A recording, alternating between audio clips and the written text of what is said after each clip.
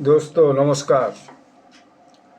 রাশিয়ার president mister Vladimir Putin তিনি ভারত এসেছেন এবং তিনি দুদিন আজ এবং আগামীকাল 4 এবং 5 এই দুদিন ভারতে থাকবেন এবং এই ভারতে যে থাকবেন তিনি দিল্লি এসে আজকে পৌঁছে গেছেন এবং 23তম ভারত রাশিয়া যে অ্যানুয়াল সামিট এই সামিটের দুই দেশের মধ্যে আলোচনা হবে।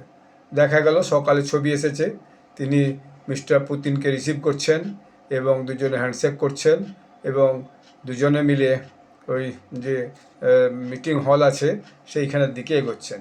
এখন এই যে তার এই ভিজিটটা, মিস্টার পুতিনের যে ভিজিটটা, এটা কী করবে?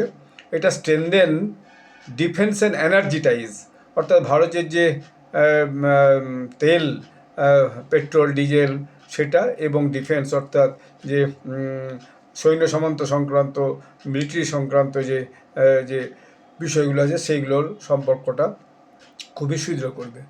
হ্যাঁ, এখানে একটা ইনফরমেশন আছে যে Putin's India visit to strengthen defence and energy ties. Russian President Vladimir Putin will visit India from 4th and 5th December for the 23rd Russia-India Annual Summit. The visit will focus on defense cooperation, energy security, trade expansion, and long-term strategic partnership. Business long term দুই দেশের মধ্যে কৌশলগত যে যোগাযোগ, সেই যোগাযোগ এইটা সবচেয়ে গুরুত্বপূর্ণ। Both nations aim to scale bilateral trade to $100 billion by 2030। একটা টার্গেট রাখা আছে 2030-এর মধ্যে দুই দেশ তারা প্রায় $100 বিলিয়ন মধ্যে ব্যবসা করবে। While discussion may cover additional S-400 system, Su-57 fighter jets and progress at the Kodaikanal nuclear power plant, এবং যে মিলিটারি যে ডিফেন্স স্ট্রেনথেনের যে বিষয়টা আছে সেখানে অ্যাডিশনাল S-400 যে অ্যান্টি-মিসাইল সিস্টেম সেটা হবে এবং Su-75 ফাইটার জেটস সেই ব্যাপারেও নিজেদের মধ্যে আলোচনা এবং চুক্তি হবে যে রাশিয়া এগুলো ভারতকে কীভাবে সাহায্য করবে, ওখান থেকে সাপ্লাই করবে, কি ভারতে যৌথ উদ্যোগে তৈরি হবে। যেমন ব্রহ্মোস হয়েছে, আমি আগের একটা ভিডিওতে বলেছি যে রাশিয়া এবং ভারতের উদ্যোগে ব্রহ্মোস হচ্ছে যে তৈরি হয়েছে এবং সেটা লঞ্চ হয়ে গেছে। এর বাইরে যে কোডাইকানালে যে নিউক্লিয়ার পাওয়ার প্ল্যান্ট আছে, সেই নিউক্লিয়ার পাওয়ার প্ল্যান্টেও যে বিদ্যুৎ উৎপাদনের ব্যাপারটা সেটাকে নিয়েও আলোচনা হবে। এই strengthen India Russia relationship expected to support ইন্ডিয়ার security growth and global standing. এইটা সবচেয়ে গুরুত্বপূর্ণ যে ভারতের যে নিরাপত্তা, মানে একদিকে চীন, একদিকে বাংলাদেশ, একদিকে পাকিস্তান যেভাবে ভারতকে চারদিক দিয়ে ঘেরার চেষ্টা করছে, বিভিন্নভাবে ক্ষতি করার চেষ্টা করছে, সেখানে এই যে ইন্ডিয়ার যে সিকিউরিটি নিরাপত্তা এটাকে খুব সুদৃঢ় করবে। গ্রোথ অ্যান্ড গ্লোবাল স্ট্যান্ডিং, যে বৃদ্ধি অর্থাৎ আর্থিক বৃদ্ধি, সামগ্রিকভাবে বৃদ্ধি, মানে অলরাউন্ড ডেভেলপমেন্ট, অলরাউন্ড গ্রোথ সেটাকে সুনিশ্চিত করবে এবং গ্লোবাল স্ট্যান্ডিং সেটা পৃথিবীর বুকে ভারতের যে পদক্ষেপ সেই পদক্ষেপটাকে আরও শক্তিশালী করবে। তো এই ভিজিটটা অত্যন্ত গুরুত্বপূর্ণ।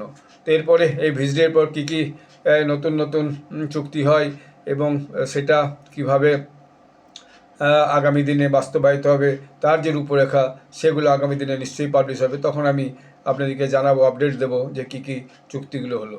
এখন যে কথাটা না বললেই নয়, সেটা এই ঘটনাটা পরে যে রাশিয়ার প্রেসিডেন্ট ভ্লাদিমির পুতিন ভারতে এসেছেন, এতে কয়েকটা দেশের খুবই জ্বালা হচ্ছে। যেমন ইউরোপিয়ান ইউনিয়ন, তারা তো একটা লেখাই লিখে বসেছে যা এরকম পুতিন কেন ভিজিট করছে, পুতিন ইউক্রেনে যুদ্ধ করছে, এসব লেখা লিখে বসেছে। এটা একটা বায়োলেটারাল বিষয়, দুই দেশের সম্পর্কিত বিষয়। এখানে 23তম যে বার্ষিক আলোচনা প্রতি বছরই হয় সেটা এখন হচ্ছে। এতে অন্য দেশের জ্ঞান দেওয়া আর মাথা খারাপ করার কোনো দরকার নেই। ভারত এবং রাশিয়া বুঝে নেবে কোন দেশের সঙ্গে কী ধরনের সম্পর্ক তারা রাখবে এবং কিভাবে তারা তাদের আর্থিক এবং সামরিক অন্যান্য যে সামগ্রিক যে বিকাশের দিকটা সেটাকে সুনিশ্চিত করবে। আর একটা ব্যাপার দেখছি, ভারতের কিছু কিছু বিরোধীরা তারা এবং লেফট লিবারেল যে উদারপন্থী গ্যাং, সেকুলার গ্যাং, তাদেরও কারো কারো খুব মির্চি লাগছে। দেখুন, একটা কমিউনিস্ট দেশের নেতা ভিজিটে এসেছে, কিন্তু তাতেও তাদের শান্তি নাই। তারাও বিভিন্ন জায়গায় সোশ্যাল মিডিয়া দেখছিলাম কোনো না কোনোভাবে আড়ে হাতে বা ঠারে ঠোরে সমালোচনা করছে। আমি খোঁজার চেষ্টা করছিলাম যে সমালোচনা করার কারণটা কী, তো তখন মনে হলো আসলে সমালোচনা করার কারণটা হচ্ছে যে এতে যে প্রধানমন্ত্রী নরেন্দ্র মোদীর হাত শক্ত হবে, দেশের গ্রোথ সুনিশ্চিত হবে এবং দেশের ডিফেন্স সিকিউরিটি সুনিশ্চিত হবে। এইটা একটা কমিউনিস্ট এটা ভিজিট করছে, তাতেও কিন্তু এই যে উদারপন্থী যারা কিছু লোক আছে তাদের কিন্তু এটা সহ্য হচ্ছে না। যদিও কেউ কেউ স্বাগতও জানিয়েছে, সেটা বলা দরকার, কিন্তু দেখা যাচ্ছে একটা গোষ্ঠী মানে এর বিরোধিতাও করছে।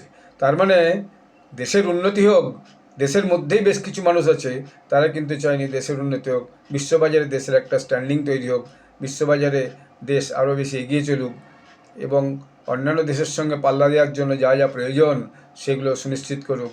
সেটাও কেউ কেউ বা কেউ কোনো কোনো গোষ্ঠী বা বিশেষ বিশেষ গ্রুপ এটা কিন্তু চায় না। এটা আমার বিভিন্ন সোশ্যাল মিডিয়া পোস্ট দেখে মনে হয়েছে। আমি খুব নির্দিষ্ট করে কারো নাম বলছি না।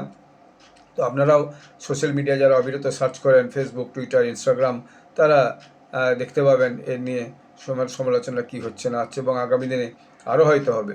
ইউরোপিয়ান ইউনিয়নের কিছু দেশ তো অলরেডি তারা লেখাই লিখে ফেলেছে যে হ্যাঁ এরকম করা ঠিক হয়নি, এই হয়েছে। হিন্দুতে সেই লেখা বেরিয়েওছে, আমি ডিটেলস পড়ার সময় পাই না, কিন্তু আমি শুনছিলাম যে হিন্দুতে নাকি সেই লেখা বেরিয়েওছে।